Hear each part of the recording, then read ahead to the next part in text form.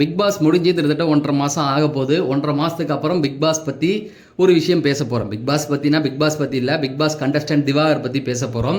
விஜய்க்கு ஆதரவாக இறங்கி ஜூலி, சுஜித்ரா, அதுக்கப்புறம் பைல்வான் இவங்களெல்லாம் போட்டு வெளுத்து வாங்கிட்டு இருக்காரு. அது என்ன அப்படிங்கிறது தான் முழுக்க இந்த வீடியோவில் பார்க்க போகிறோம். ட்ரெண்டிங் டாபிக் தெரிஞ்சுக்கணும்னு நினச்சிங்கன்னா நம்ம சேனலை சப்ஸ்கிரைப் பண்ணிடுங்க. சரி, நம்ம தொடர்ந்து பிக் பாஸ் ரிவ்யூ கொடுத்துட்டு இருந்தோம். நிறைய பேருக்கு தெரியும் நினைக்கிறேன். அதன்படி பார்த்தீங்கன்னா ஜூலி அவர்கள், திவாகர், சுஜித்ரா இவங்கெல்லாம் பிக் பாஸ்க்கு போயிட்டு வந்தவங்க தான். இப்போ இந்த ஜூலி, சுஜித்ரா, அதுக்கப்புறம் பைல்வான் இவங்க எல்லாரையுமே போட்டு நம்ம திவாகர் வெளுத்து வாங்கிட்டு இருக்காரு. திவாகர் என்ன பண்ணிட்டு இருக்காரு பிக் பாஸ்க்கு அப்புறமேட்டுக்கு பார்த்தீங்கன்னா நிறைய விஷயங்கள் பண்ணிட்டு இருந்தாரு. டாக்டருங்களுக்காக, அந்த பிசியோதெரபிகளுக்காக ஒரு சில மனுலாம் போய் கொடுத்துட்டு இருந்தாரு. அவங்கள டாக்டர் அழைச்சதுக்கு நன்றி சொல்லணும் அப்படிங்கிற மாதிரி நிறைய விஷயங்களை அவர் பண்ணிட்டு இருந்தாரு. அப்புறமேட்டு வினோத்தை பத்திலாம் நிறைய கேள்விகள்லாம் கேட்டுக்கிட்டு இருந்தாங்க. எல்லாத்தையுமே அவாய்ட் பண்ணிட்டு எனக்கு கல்யாணம் ஆகல அப்படிங்கிறதா நண்பர்களை வச்சு ட்ரை பண்ணி சொல்லிட்டு இருந்தார். மீடியா முன்னாடி நீங்க பார்த்திருப்பீங்க. அவருக்கு கல்யாணம் ஆகல, பிரஸ்ல எல்லாம் வந்து அவர் வதந்தியை கலப்புறாங்க அப்படின்னு சொல்லி அவர்கள் நண்பர்கள் மூலியமா இன்டர்வியூ எல்லாம் கொடுத்துட்டு இருந்தாரு. அதுக்கப்புறம் கானாவினத்தை பத்தி கூட நிறைய உயர்வெல்லாம் பேசிட்டு வந்தார். இது பிக் பாஸ் முடிஞ்சதுக்கு அப்புறமேட்டுக்கு இப்ப விஜய் அவர்கள், அவர் மனைவி சங்கீதா அவர்களை பிரிஞ்சாங்க இல்லையா, இதை வச்சு ஒரு 3 பேர் பொழப்பு நடத்திக்கிட்டு இருக்காங்க. ஒன்னு பைல்வான், சும்மாவே அந்த ஆள் வந்து பொழப்பு நடத்துவார். என்னன்னு பார்த்தீங்கன்னா, அவர் இவரை வச்சிருக்காங்க, இவங்க அவங்கள வச்சிருக்காங்க, இவங்க அவங்க கூட போனாங்கன்ட்டு இவர் தான் போய் எல்லா வேலையும் பார்த்த மாதிரியே பேசிகிட்டு இருப்பாப்ல. இவரை வந்து இண்டஸ்ட்ரியிலேயே வந்து ஒரு விஷயம்லாம் ஒரு கட்டத்தில் வந்து கடுமையாக எதிர்த்தாப்புல ஒதுக்கியே வச்சாங்க. இருந்தாலும் யூடியூப்ல இந்த மாதிரியான கண்டென்ட்டுகள் கொஞ்சம் ஓடுது அப்படிங்கிறதுனால அவர் போய் பேசுவார்.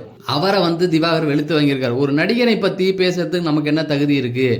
நீங்கள் எதுக்கு வந்து அவருடைய பர்சனல் லைஃப்லாம் பேசுகிறீங்க? அது எதுவாக வேணால் இருக்கட்டும், அவங்க பர்சனலை நீங்கள் எதுக்கு பேசுகிறீங்க அப்படிங்கிற மாதிரி அவரை வெளுத்து வாங்கி விட்டுருக்காப்புல. அதுவும் ஒரு விதத்தில் உண்மை தானே. ஒரு நடிகன் அவனுக்குன்னு ஒரு பர்சனல் இருக்கும். யாராக வேணால் இருக்கலாம், சின்ன நடிகர், பெரிய நடிகர். அதை வந்து திரை வெளிச்சத்துக்கு கொண்டு வந்து அதை சொல்லி அதில் நீ வியாபாரம் பண்ணுறதுக்கு நீ யார்? அவங்க பர்சனல் லைஃப்பை பேசுகிறதுக்கு நீ யார்? அதான உண்மை. உன் பர்சனல் லைஃப்பை பற்றி நீ பேசு, அதுதானே உனக்கு உரிமை.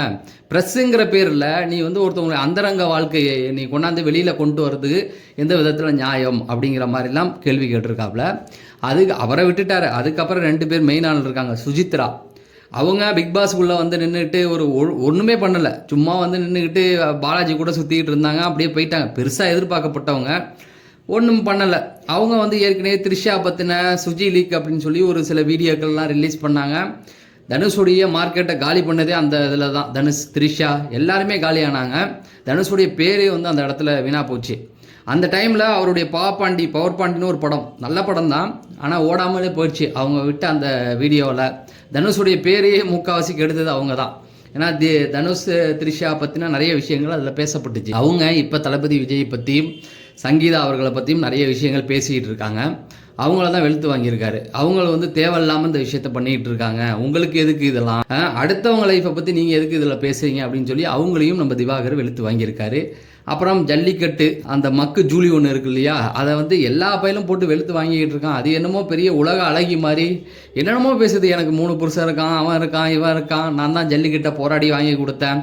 அதாவது அது ஆள் மனசில் யாரோ வந்து எல்லாத்தையும் நம்ப வச்சுருக்காங்க போல். அது பாட்டுக்கு தன்னால் முடிஞ்ச எல்லாத்தையுமே வந்து விஜய் சாரை கிண்டல் பண்ணுறது என்ன?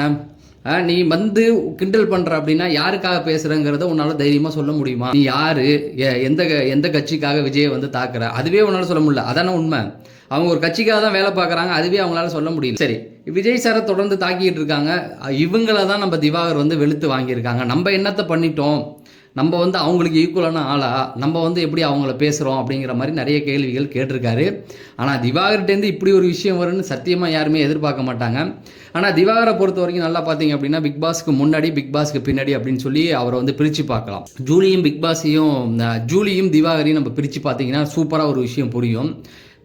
ஜூலி பிக் பாஸ்க்கு போகிறதுக்கு முன்னாடி ஒரு நல்ல பேர் இருந்தது. அங்கே போய் தன்னுடைய பேரை மொத்தமாக கெடுத்துக்கிட்டு அவங்களா தான் கெடுத்தாங்க. ஓவியா சொன்னதா சொல்லி அதுக்கப்புறமேட்டுக்கு அங்கே சண்டையை மூட்டி விட்டு போகும்போது அவங்களுக்கு வந்து வாரம்லாம் அவங்களுக்கு ஒரு ஓட்டு வங்கி இருந்தது. கடைசி ஒரு 10-40 நாளுக்கு அப்புறமேட்டுக்கு ஓட்டு வங்கியே கிடையாது. அப்படியே வெளியில் வரும்போது மக்கள் காலிலே விழுந்து மன்னிப்பு கேட்டு என்னை மன்னிச்சிருங்கன்னு சொல்லி வெளியில் வந்து பரணி காலிலெல்லாம் விழுந்ததை பார்த்துருப்பீங்க. அதுக்கப்புறம் பிக் பாஸ் ஜூலியை வந்து எல்லாருமே வெறுத்துட்டாங்க. ஒரு மேடையில் போய் டான்ஸ் ஆடுறலாம் போனோன்னா ஓவியான்னு கத்தி அப்போ காலேஜில் அதுக்கப்புறமேட்டுக்கு ஒன்றும் பண்ண முடியாமல் திரும்பி ஒடியாந்துட்டாங்க. இப்படிலாம் ஜூலிக்கு நிறைய அவமானங்கள் தொடர்ந்து நடந்துக்கிட்டே இருந்தது. ஆனால் அதே பாருங்கள், திவாகரை பார்த்தீங்கன்னா பிக் பாஸ் போகிறதுக்கு முன்னாடி ரொம்ப நெகட்டிவிட்டி இருந்தது. அவ்வளோ கேவலமாக எல்லாம் அவரை வந்து கிண்டல் பண்ணிக்கிட்டு இருந்தாங்க. இப்போ அவரை ஓரளவுக்கு புரிஞ்சிக்க முடியுது. ஒரு சில நல்ல விஷயங்களும் அவர் பண்ணிக்கிட்டு தான் வராரு. அதாவது பிசியோதெரப்பிகளுக்காக ஒரு சில விஷயங்கள் பண்ணார். இந்த மாதிரி நல்ல விஷயங்களும் பண்ணுறாரு. பிக் பாஸுக்கு போகிறதுக்கு முன்னாடி ஃபுல்லாக நெகட்டிவிட்டி தான் இருந்தது. இப்போ ஓரளவுக்கு அந்த நெகட்டிவிட்டி கிடையாது, பாசிட்டிவாகவே இருக்குது. ஸோ எதுக்கு சொல்கிறேன் அப்படின்னு பார்த்தீங்கன்னா, பிக் பாஸ் சிலருடைய வாழ்க்கையை மாற்றணுவாங்கல்ல, இவங்க 2 பேருடைய வாழ்க்கையை மாற்றிருக்கு. அதில் திவாகர் ஓரளவுக்கு இப்போ எல்லாத்தையுமே நெகட்டிவிட்டியை கம்மி பண்ணி பாசிட்டிவாக வராரு. ஜூலியா அவர்கள் அவங்க அப்படி தான் இனிமேல் வாழ்க்கை ஃபுல்லாக நெகட்டிவிட்டியாக தான் இருக்க போகிறாங்க. இப்போ நேற்று வீடியோவில் கூட தனக்கு 3 புருஷன் இருக்கிறதா சொன்னாங்க. 30 புருஷன் கூட வச்சுக்கோ, அதை பற்றி எங்களுக்கு கவலை கிடையாது. ஆனால் சமுதாயத்தில் ஒருத்தவங்கள நம்மளாக தான் போய் வாண்டடாக, இவங்களாக தான் போய் விஜய் சாரை வாண்டடாக வம்பாளத்துட்டு இப்போ ஏதோ ஊரில் உள்ளவங்களாம் இவங்களை குறை சொல்கிற மாதிரி பேசிட்டு திரிகிறாங்க. நீங்கள் என்ன நினைக்கிறீங்க? திவாகர் பேசுகிறது சரியா தப்பா அப்படிங்கிறத கமெண்ட் செக்ஷனில் சொல்லுங்கள். நம்ம அடுத்த வீடியோவில் சந்திப்போம். நன்றி, வணக்கம்.